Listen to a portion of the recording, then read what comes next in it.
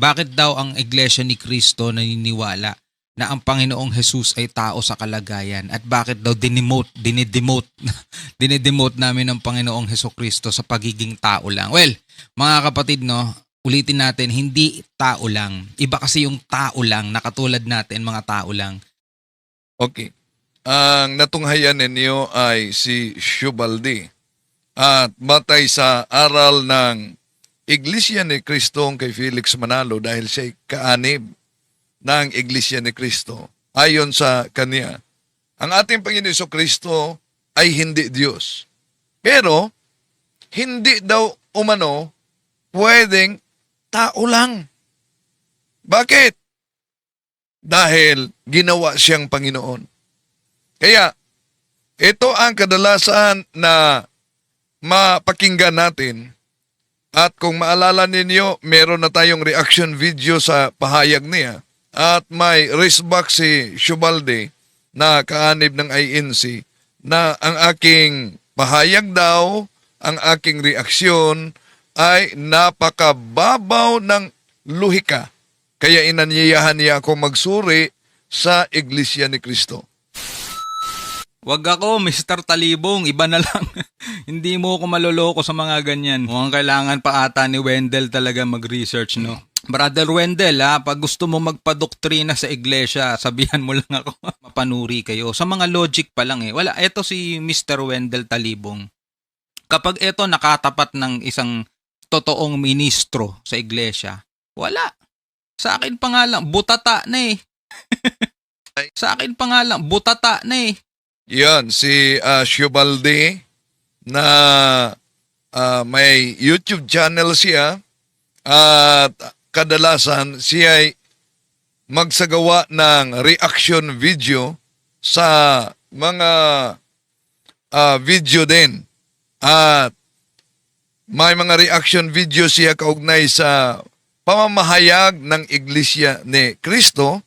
Kaya nag-react tayo. Yon ang kaniyang pahayag. Sa kanya pa lang, butatan ako. Tatalakayin natin ito.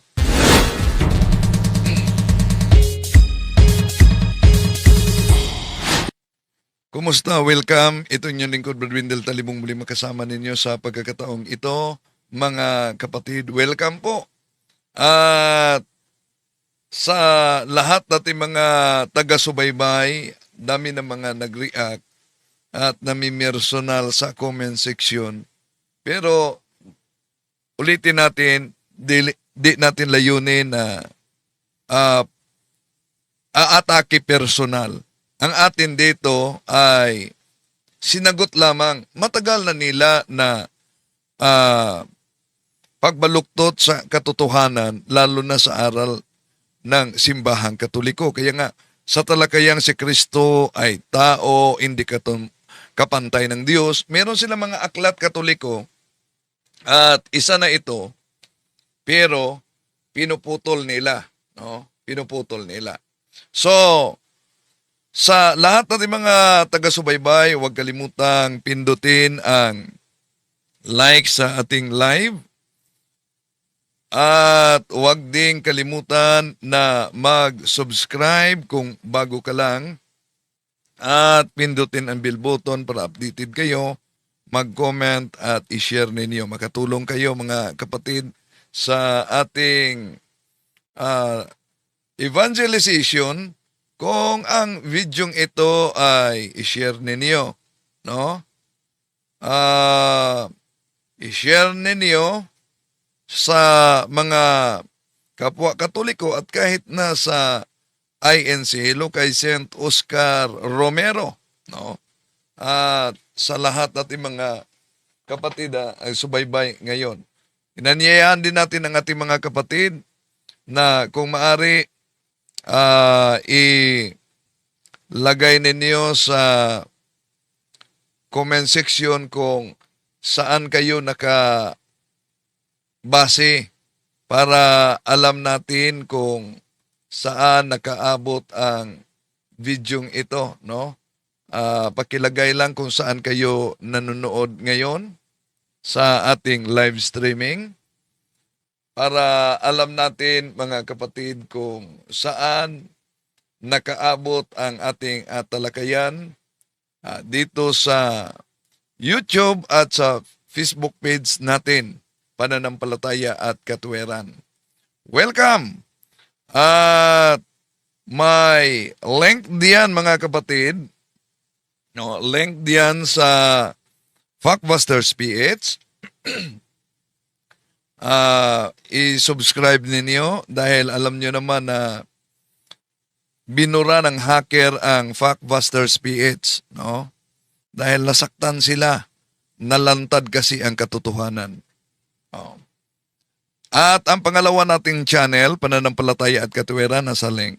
Nanyaya natin na mag-subscribe.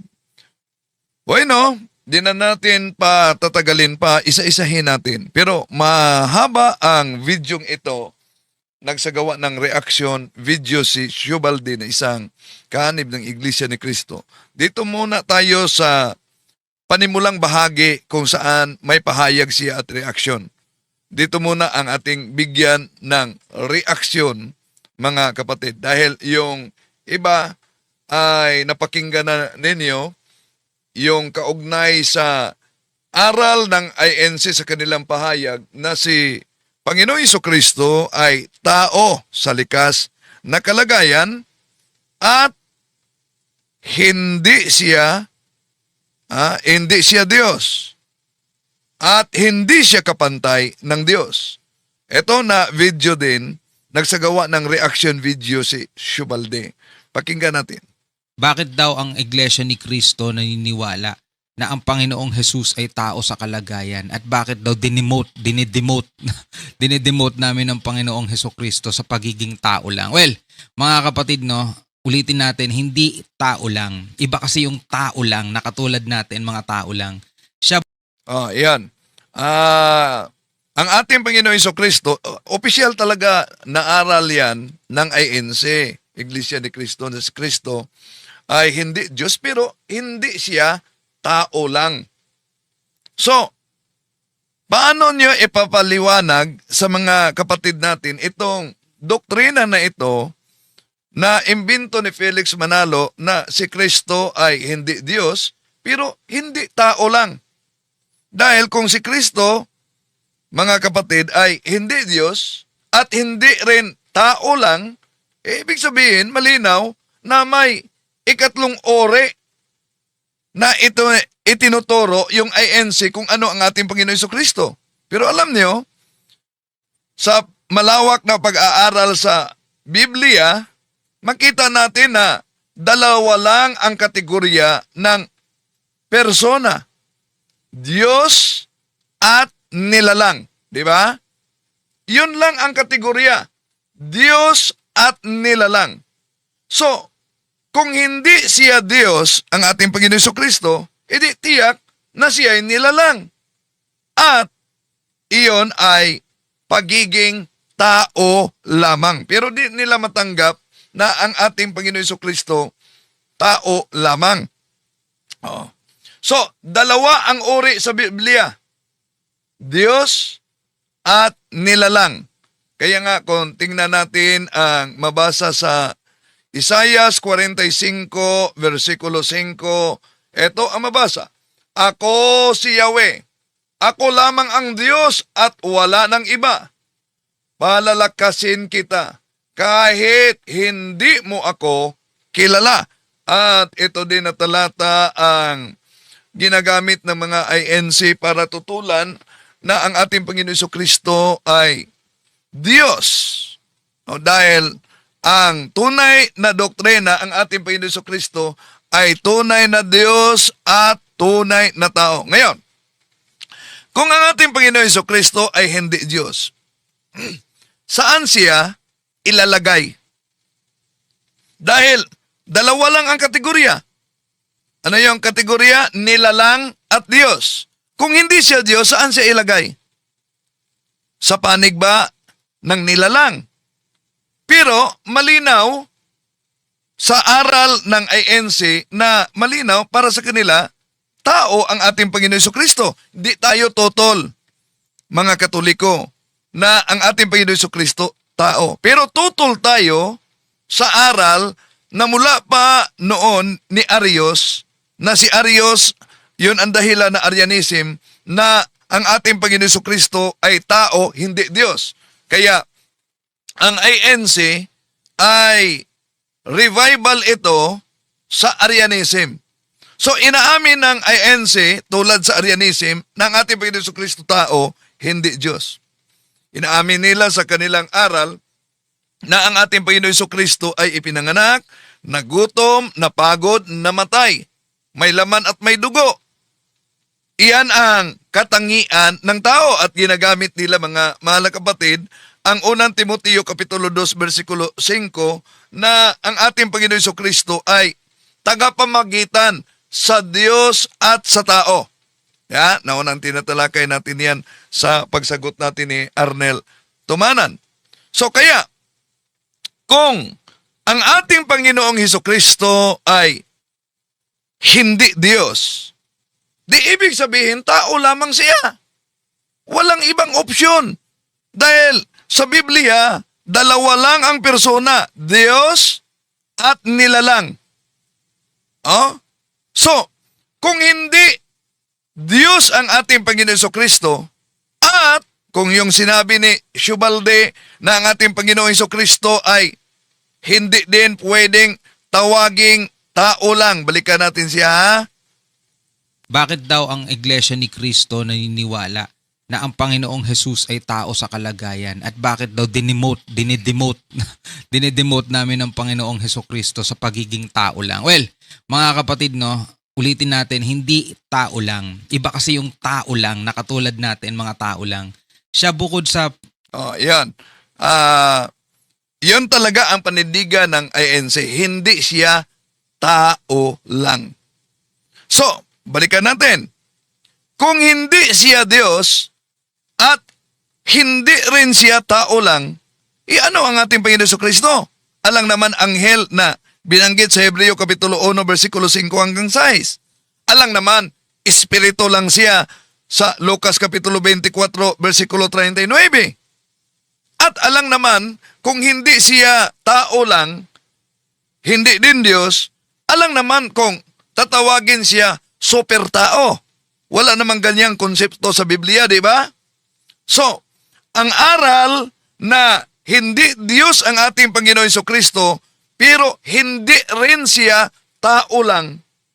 Alam nyo, wala yan sa Biblia. Meron ba sa Biblia kahit ano na talata sa Biblia? Wala.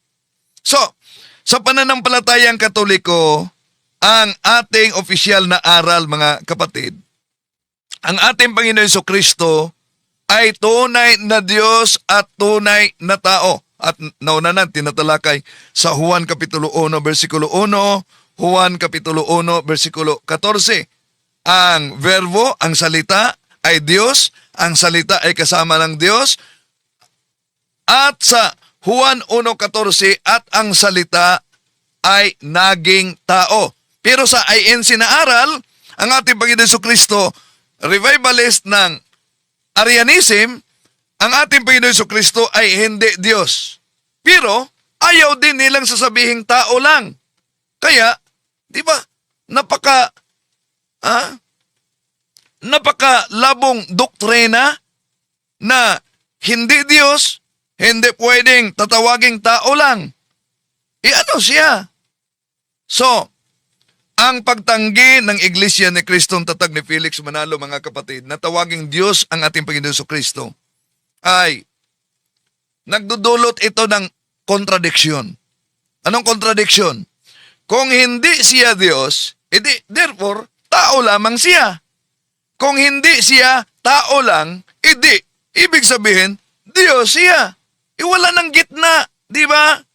Alang naman gawin nilang super tao ang ating Panginoon Jesucristo. Pero sa paliwanag ni Shubalde na isang INC, bakit hindi siya Diyos at tao? Tao lang. Ito ang kanyang paliwanag. Bukod sa siya ay ginawang Panginoon, mga kapatid, siya ay tagapagligtas. Oh, yan.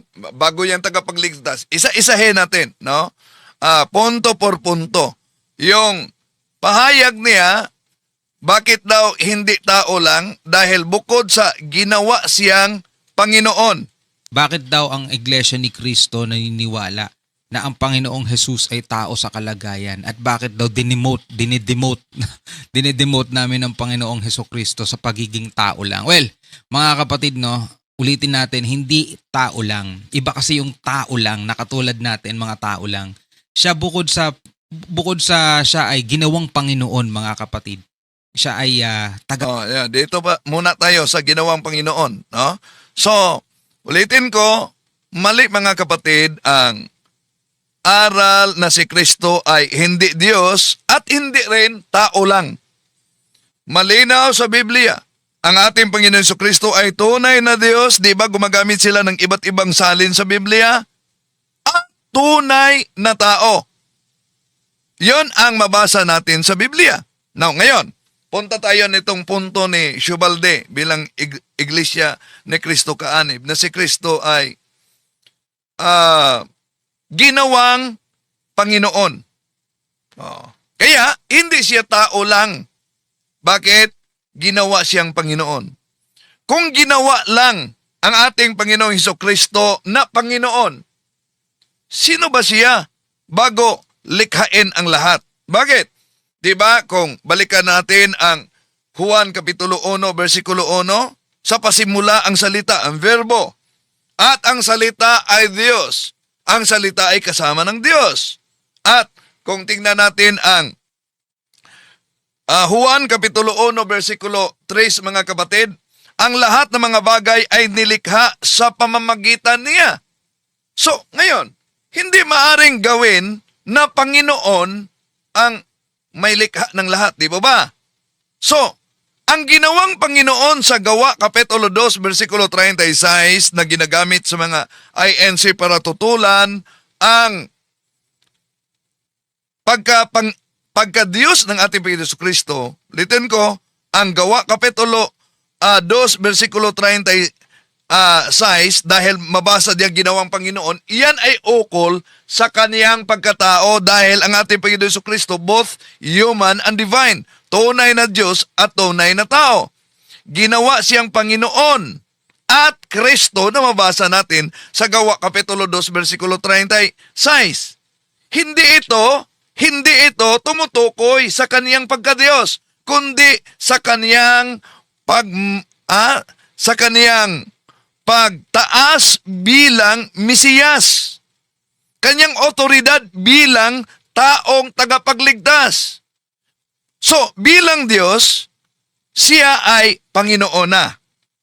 Bilang tao, siya ay itinalaga at ipinahayag ng Ama bilang Panginoon. Hindi rin siya tao lang. Kaya nga, kung tingnan natin ang Kolosas Kapitulo 2, versikulo 9, mabasa natin na sa kanya nananahan ang buong kapuspusan ng pagkadiyos. Saan yung tao? Iyon ang binanggit sa Juan Kapitulo 1, versikulo 14 na ang salita ay naging tao. So, hindi naging Diyos ang tao.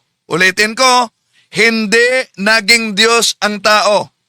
Ang Diyos ang nagkatawang tao. Sa dual nature ng ating Panginoon Jesucristo, both human and divine, ang kaniyang pagkadiyos ay hindi ang kaniyang pagkatao. Ang kaniyang pagkatao ay hindi ang kaniyang pagkadiyos. Ngunit ang kaniyang pagkadiyos at ang kaniyang pagkatao ay iisang banal na persona ni Jesus. So, si Panginoon Jesucristo, nang ginamit nila ang Gawa Kapitulo 2:36, hindi ibig sabihin na ang ating Panginoon Jesucristo ay ginawang Diyos. Siya ay Diyos na nagkatawang tao.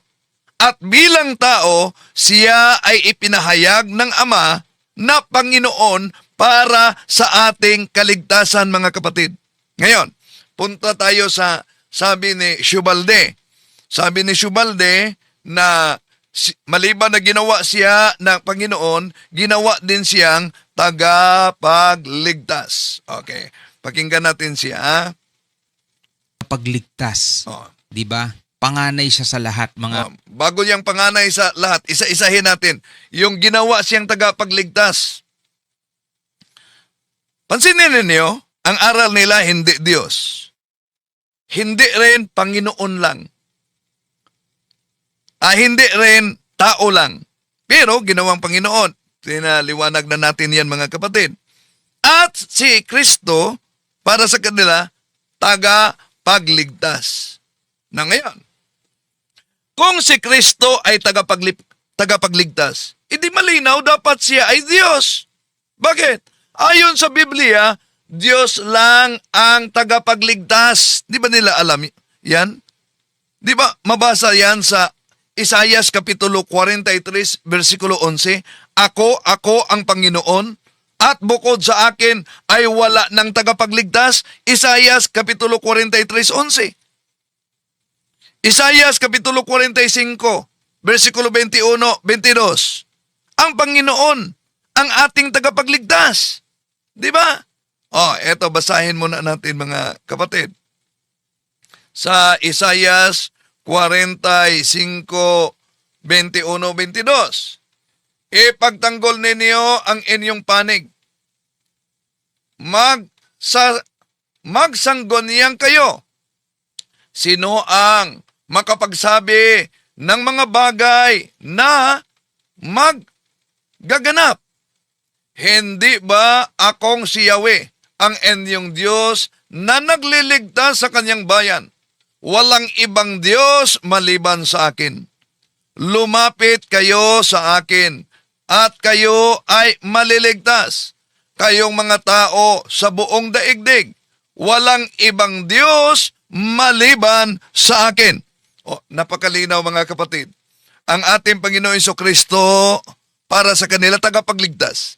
Ayon sa Biblia, Isaias 43, 11, Isaias 45, 21, 22, ang Diyos lamang ang tagapagligtas. Pero ang problema nila, si Kristo ay hindi Diyos. Hindi Diyos, pero tagapagligtas.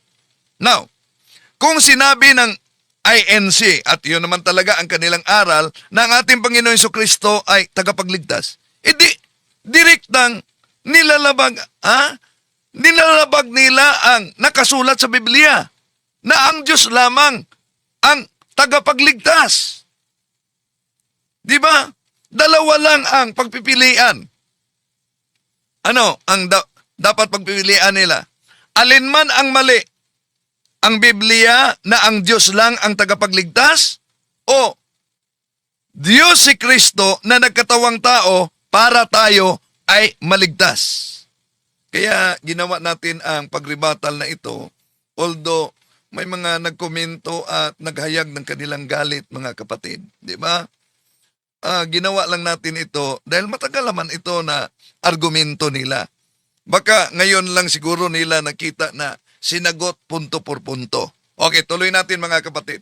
So ayon sa Biblia, Diyos lamang ang tagapagligtas. Kung sinasabi ng Iglesia ni Kristong Tatag ni Felix Manalo na ang ating Panginoon Jesucristo ay tagapagligtas, pero hindi Diyos. Salungat iyan sa Isaias 43:11, mga kapatid, di ba?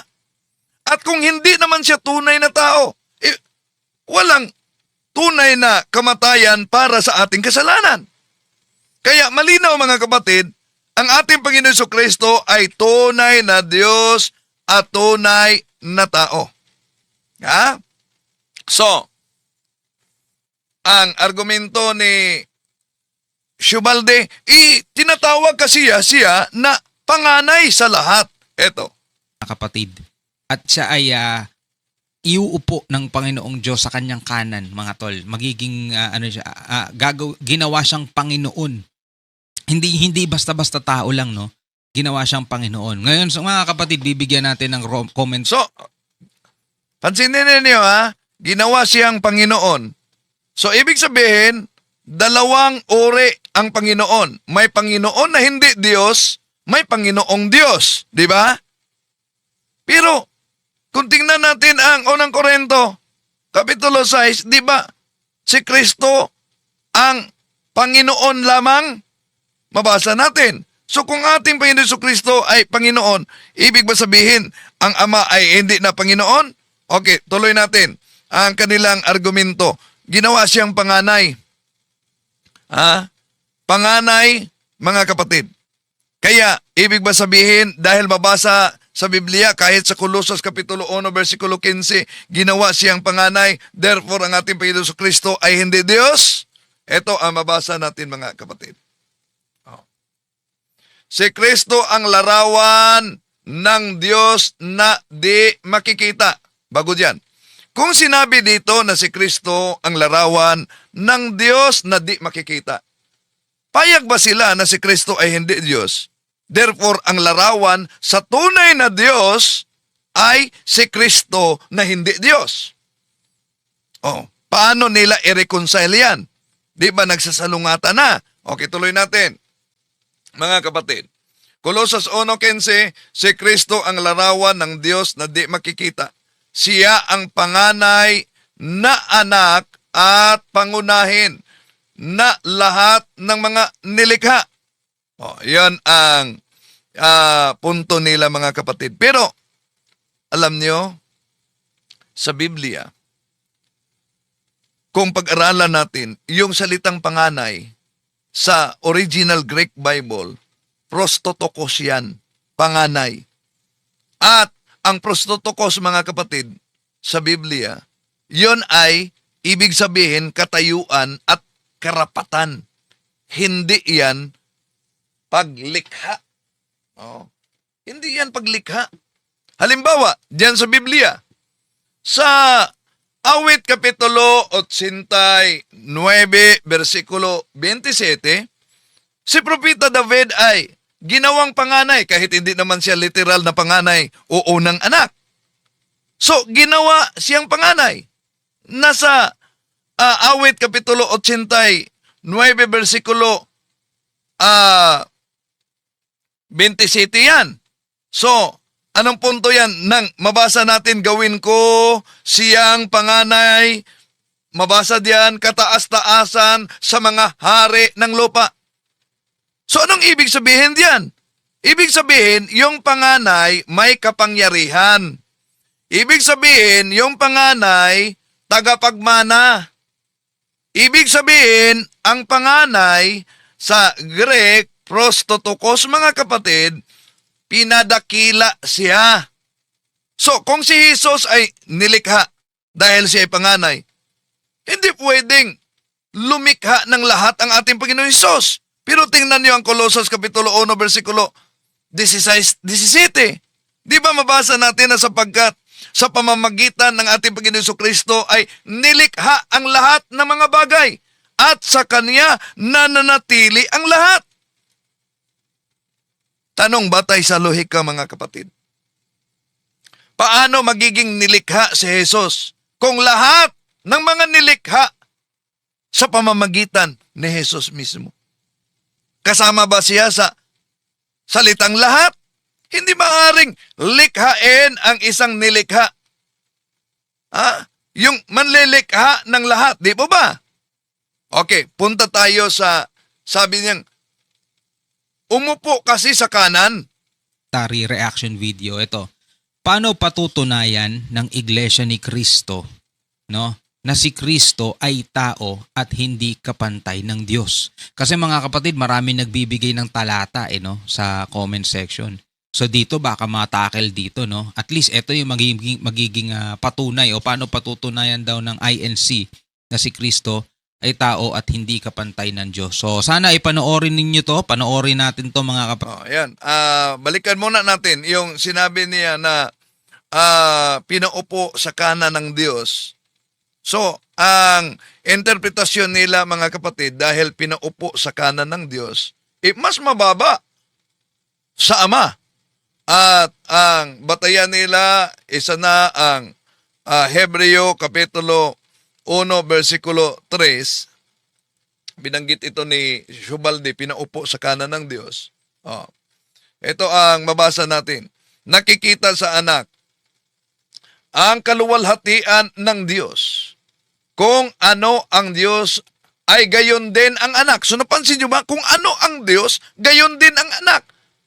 Pagkatapos, nakikita sa anak ang kaluwalhatian ng Diyos. Kung ano ang Diyos, gayon din ang anak. Siya ang nag-iingat sa sansiknukob sa pamamagitan ng kaniyang kapangyarihang salita.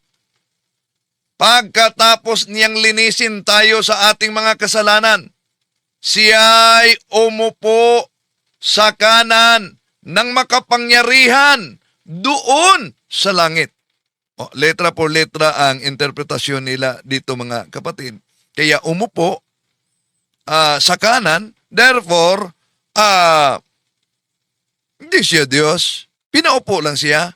E di kung letra por letra na pag-unawa, alin ang, kung letra por letra pero hindi naman tama na ganun talaga, alin ang mas taas, yung inupuan o yung nakaupo. Pero sa kultura ng mga Hudyo, mga kapatid, yung nakaupo sa kanang kamay, ano po ba yun sa kultura ng mga Hudyo? Dahil Bible must be interpreted according to the context in which it emerged. Sa kultura ng mga Hudyo, yung nakaupo sa kanang kamay, ibig sabihin, kapantay sa kapangyarihan. Ibig sabihin, taglay ang otoridad ng hari. Pero Hebreo Kapitulo 1, versikulo 8. Anong sabi sa Hebreo Kapitulo 1, versikulo 8? Ito ang pahayag.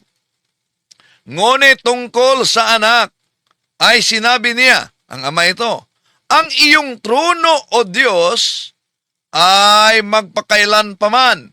Ikaw ay maghahari, may katarungan. Napansin niyo ang nakasulat? Ito'y iniwasan nila.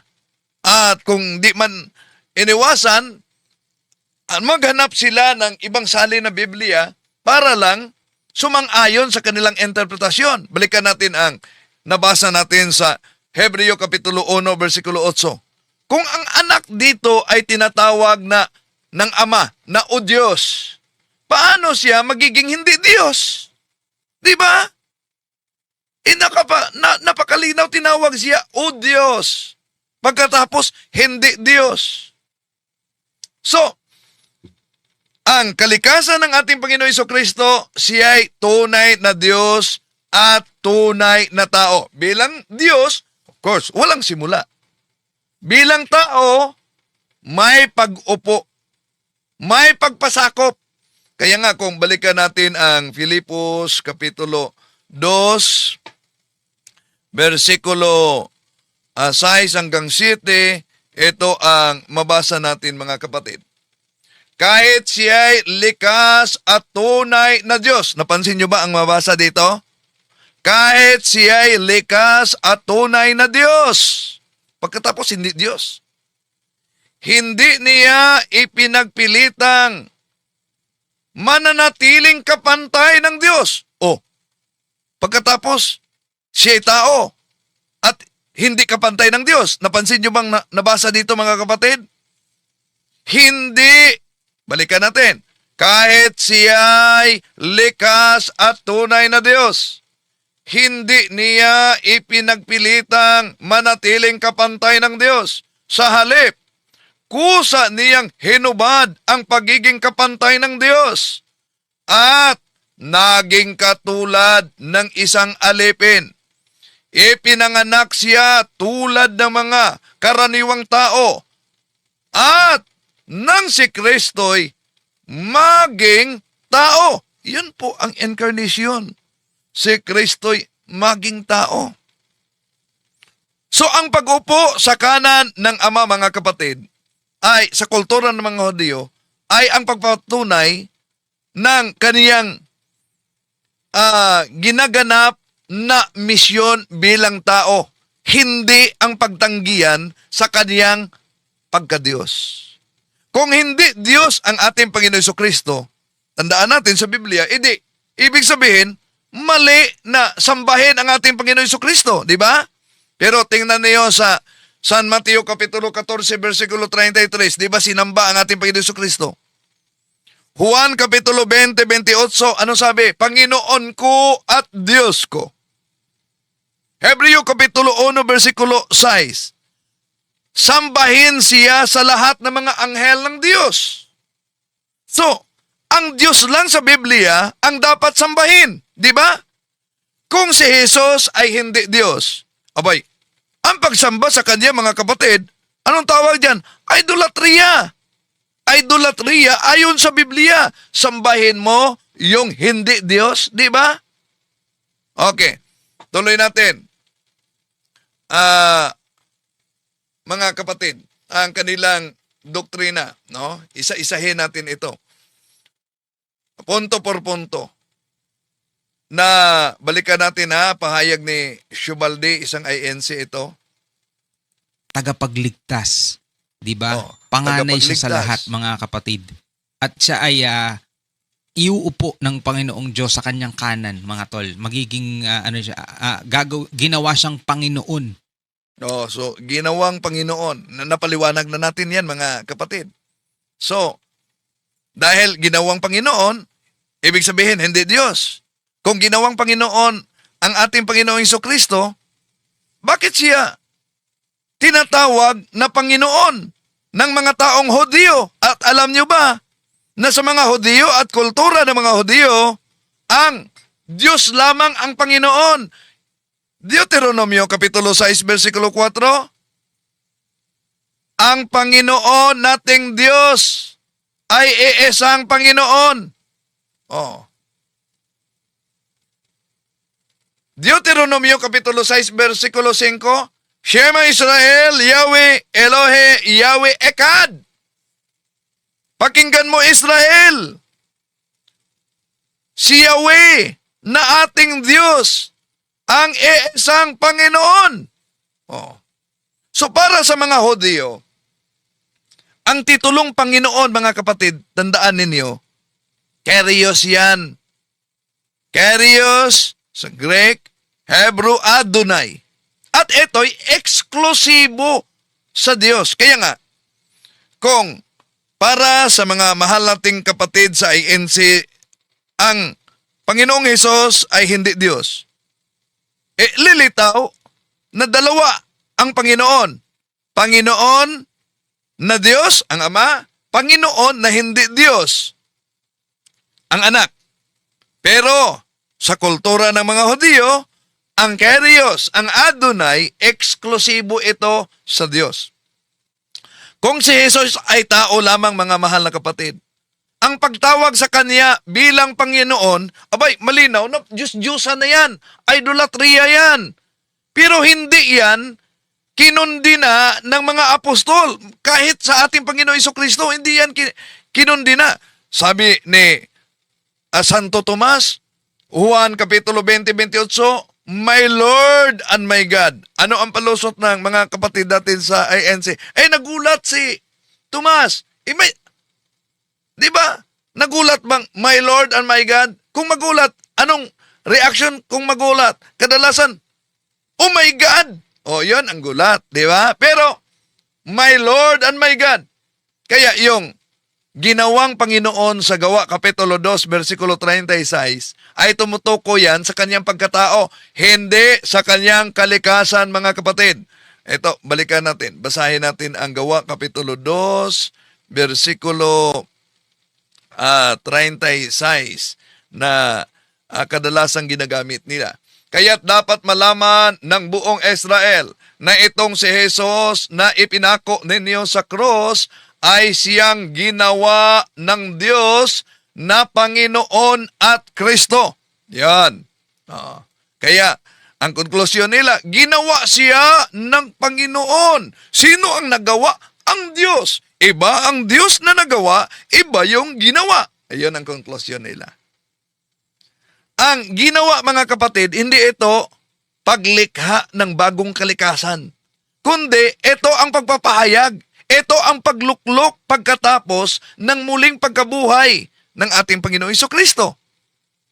Tulad ba, example, ang isang hari ay hari na. Ginawa siyang hari sa pamamagitan ng koronasyon, di ba? Ginawa siyang hari sa pamamagitan ng koronasyon. Hindi ibig sabihin, wala siyang kaharian bago pa ang koronasyon. Di ba? So, ang ating Panginoon Jesucristo, bago pa man siya nagkatawang tao sa mundo, kaya mabasa natin, Juan Kapitulo 1, versikulo 1, ang salita ay Diyos, ang salita ay kasama ng Diyos, at Juan 1.14, at ang salita ay naging tao. Juan Kapitulo 17, versikulo 5. O ito, dahil kadalasan Juan 17.1, 3 ang kanilang ginagamit. Pero may karugtong sa Juan 17.5, ang pahayag mismo ng ating Panginoon Jesucristo, luwalhatiin mo ako, Ama, sa kaluwalhatiang taglay ko, bago pa ang sanlibutan. Oh, may tao bang ganyan? Na may kaluwalhatiang taglay na kasama ang Ama bago pa lalangin ang sanlibutan? So kung hindi Diyos si Jesus, kung hindi siya Diyos, bakit siya sa Biblia sinamba? San Mateo 14:33, sinamba nila sila. Hindi lang yan. Sinamba niya sila. Sinamba siya nila. Di ba? Hebreo Kapitulo 1, versikulo 6. Anong mabasa diyan? Sambahin siya ng lahat ng mga anghel. Anong sabi ng mga ngaral sa ANC? Sinasamba siya kahit hindi siya Diyos dahil yun ay utos ng Ama. So ibig sabihin, taliwas na yan sa Exodo Kapitulo 20, versikulo 3 na yung hindi Diyos, hindi dapat sambahin. Ano ang doktrina ng ANC? Di ba alam niyo, Diyos lang ang dapat sambahin. Anong nasa Biblia? Si Jesus ay sinasamba. At hindi ito itinatanggi ng ating Panginoon Jesucristo at kahit sa mga apostolis man. So kung hindi Diyos si Jesus, dapat niya itong itama. Gaya sa mabasa sa Apokalipsis at Gawa na itinatama nila yung pagsamba sa hindi naman Diyos. Pero tinanggap niya ang naturang pagsamba, mga kapatid. Balikan natin ang Kyrios, ang Adonai, titulo na Panginoon, mga kapatid. Si Jesus ay galing mismo sa lumang tipan tungkol kay Yahweh, mga kapatid. Bakit? Isaiah 45:23. Di ba makita natin na mabasa natin diyan ang sabi, sa akin luluhod ang bawat tuhod. Isaiah 45:23. Tingnan niyo ang Pilipos Kapitulo 2, versikulo 10 hanggang 11. Sa pangalan ni Jesus, luluhod ang bawat tuhod. Kaya nga, sa tradisyon ng simbahan, alam nyo ba, Katoliko, sa Gloria, pag-awit na ng Gloria Excelsis Deo, yung bahagi diyan na pagbanggit sa Panginoong Hesukristo, dapat tayo yuyuko. No? Dahil yon ang katuparan sa Pilipos Kapitulo 2, versikulo 10-11, na sa pangalan ni Jesus, luluhod ang bawat tuhod. So ang mga talatang ito, mga kapatid, napakalinaw sa lumang tipan patungkol ito kay Yahweh na direktang inilapat ng ating Panginoon Jesucristo sa bagong tipan. So ibig sabihin, ang Panginoon sa lumang tipan ay si Jesus sa bagong tipan. So, hindi totoo na ang ating Panginoong Jesucristo ay taong ginawang Panginoon lang. Tandaan natin, ha? Hindi totoo na ang ating Panginoong Jesucristo ay taong ginawang Panginoon lang. Siya ay Diyos na nagkatawang tao, ginawang Panginoon ayon sa kaniyang pagkatao at misyon, hindi dahil kulang ang kaniyang pagkadiyos. Ang pagsamba, kapangyarihan, at ang mga talata ng Yahweh, mga kapatid, ay inaangkin at ibinigay mismo na makita natin sa banal na kasulatan kay Jesus. So kung ang ating Panginoon Jesucristo ay hindi Diyos, ang pagsamba sa ating Panginoon Jesucristo ay malaking kasalanan.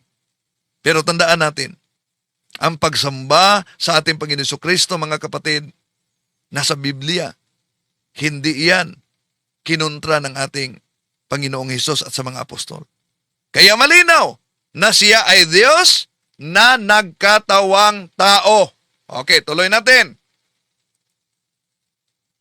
Hindi basta-basta tao lang, no? Ginawa siyang Panginoon. Ngayon, so mga kapatid, bibigyan natin ng commentary reaction video. Ito, paano patutunayan ng Iglesia ni Cristo, no, na si Cristo ay tao at hindi kapantay ng Diyos? Kasi mga kapatid, marami nagbibigay ng talata no, sa comment section. So dito baka matakel dito, no? At least ito yung magiging patunay o paano patutunayan daw ng INC na si Cristo ay tao at hindi kapantay ng Diyos. So sana ipanoorin ninyo to, panoorin natin to mga kapatid para kahit papano maibigay ko sa inyo yung mga talata na hinahanap ninyo sa akin. Alright? So wag na natin patagalin to, total wala na rin naman tayong hinihintay na. Panoorin na natin to. Nung pa kapatid na Arnel, paano ninyo patutunayan Yan. na si Kristo ay tao Mhm. at hindi kapantay ng Diyos? Ang nagtanong po si Leonardo Ruco ng Hasmin Street, Batasan Hills, Quezon City.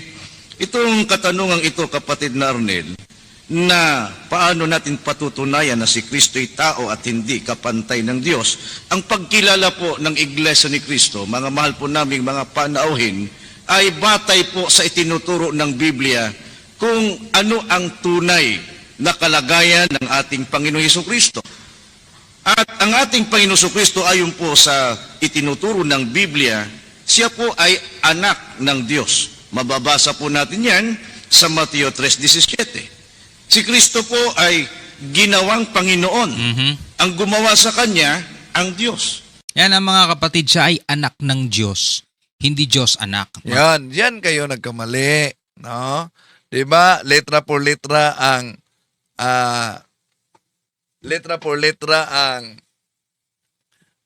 ginagamit ng mga INC, 'di ba? Letra por letra. Sabi niya, ang ating Panginoong Hesukristo, umano mga kapatid, ay Diyos, anak ng Diyos, hindi Diyos anak. Oh, 'yun ang sabi ni Shubali. At 'yun naman talaga ang opisyal na aral.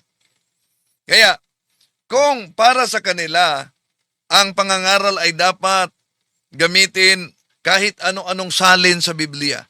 Mapansin ninyo, pakita ko niyo ito muli mga kapatid. Nakita niyo ba yung hawak ng ministro na Biblia? Palakihin natin ha. Ayan. Ang salita ng buhay. Ayan. Ito ang hawak nila, di ba? Ang salitang buhay. Napakaluma ito pero hawak nila. Ang tanong, bakit ko ipinakita ito na hawak mismo ng ministro ni Felix Manalo mga kapatid? Dahil magugulat tayo sa kanilang aral. Di daw mabasa sa Biblia na ang ating Panginoon Hesukristo ay Diyos anak. May mabasa na anak ng Diyos. Kaya nga, kung balikan natin si Shubalde, sabi niya, Ayan ng ating Panginoong Hesukristo. At ang ating Panginoong Hesukristo ayon po sa itinuturo ng Biblia, siya po ay anak ng Diyos. Mababasa po natin yan sa Mateo 3:17. Si Kristo po ay ginawang Panginoon. Mhm. Ang gumawa sa Kanya, ang Diyos. Yan ang mga kapatid, siya ay anak ng Diyos, hindi Diyos anak. Ayan. Siya ay anak ng Diyos, hindi Diyos anak. Pero, nang sinabi ninyo na hindi mabasa sa Biblia na siya ay Diyos anak, nakasulat yan sa kanilang Pasugo Magasin at tinanatalakay at pinanindigan yan ng mga ministro. Ang tanong, ginagamit ninyo itong salin na ito. Di ba mabasa batay sa salin na ito ang salita ng buhay? Ito, di ba mabasa batay sa salin na ito na ginagamit mismo ng mga ministro na siya'y Diyos anak? Di ba letra por letra gusto ninyo? Ito, basahin natin mga kapatid. Juan Kapitulo 1, versikulo 18. Ito ang mabasa natin. Wala pang nakakita sa Diyos Ama kahit kailan. Subalit, ipinakilala siya sa atin ng Diyos anak. Oh, kala ko ba wala? At ang salin na ito ay ginagamit nila. Oh, di ba? Kaya napakalinaw mga kapatid. Sino ngayon ang sinabi niyang butatan na? Okay, tuloy natin. Mga kapatid, may nagsasabi, syempre anak siya ng Diyos, di dapat Diyos din siya. Di ba sa nga nakakita ng bakang ng anak ng kalabaw, sabing ganon mga Okay, bago diyan. So, sa pahayag nila na walang mabasa at hindi siya Diyos anak, anak siya ng Diyos, mali ang pahayag na yan mga kapatid. Wala sa Biblia daw ang Diyos anak, pero itong salin na ito ginamit nila. At nasa salin mismo na ginagamit nila. Juan 1:18, mabasa ang salitang Diyos anak. Di ba? Okay, tuloy natin. No? Dahil dito naman sila gustong lulusot. Kung Diyos si Jesus, dahil tinatawag siyang anak ng Diyos, dyan sa Biblia, ang mga tao, tayo, tinatawag din tayo na anak ng Diyos. Kahit ang mga anghel, tinatawag din na mga anak ng Diyos. Kaya di ba tayan, kahit ito'y doktrina din ng mga, aral din ng mga Muslim, balik Islam. Di ba tayan na kung tinatawag siya na anak ng Diyos ay Diyos na? Dahil ang mga tao tinatawag na anak ng Diyos. Ang mga anghel tinatawag na anak ng Diyos. Dadami ang Diyos kung gayon. Pakinggan natin si Shubaldi. tol. Well, baka hindi ka kasi naniniwala na ang mga tao ay tinatawag ding anak ng Diyos. May mga anghel na tinatawag na anak ng Diyos. Diba? Lalo-lalo na yung kanyang mga tagasunod, tinatawag niya mga anak. Kaya nga ang tawag sa kanya, ama. Diba? Ayan. Alam niyo mga kapatid, yun talaga ang madalas na counter-argument na ginagamit para questionin ang pagka-Diyos ng ating Panginoon Jesucristo. Na hindi pwede na tawagin siyang Diyos dahil sa Biblia nga mabasa, may mga tao tinatawag na anak ng Diyos. Alam niyo, ang salitang anak ng Diyos sa Biblia ay may iba't ibang gamit yan. Halimbawa, ang mga anghel, totoo.